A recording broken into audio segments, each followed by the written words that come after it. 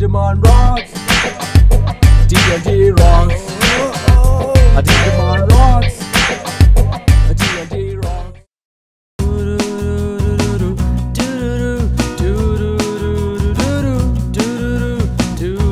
Hi, കൊള്ളാലോ പരിപാടി.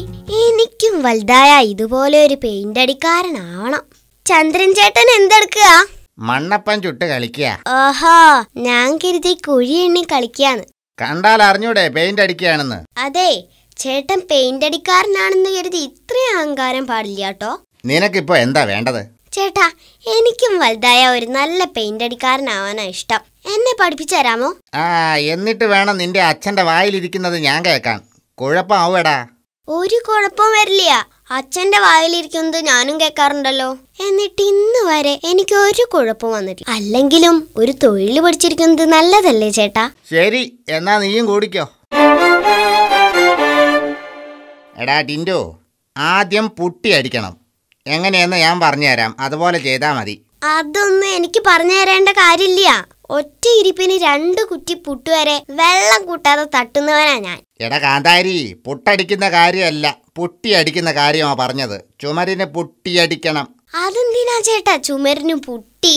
എടാ എന്നാലേ ചുമരിന് നല്ല ഫിനിഷിംഗ് ഉണ്ടാവൂ.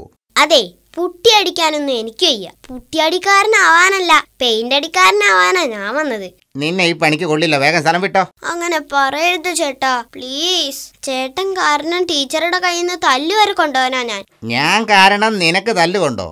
അതെങ്ങനെ?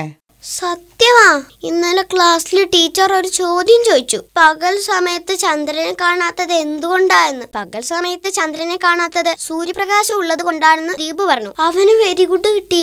ഞാൻ ശരി ഉത്തരം പറഞ്ഞപ്പോ എനിക്ക് തല്ലും കിട്ടി. നീ എന്താ ഉത്തരം പറഞ്ഞത്?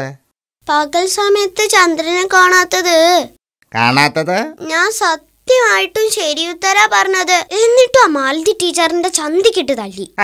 നീ ഉത്തരം പറയൂ, കേൾക്കട്ടെ.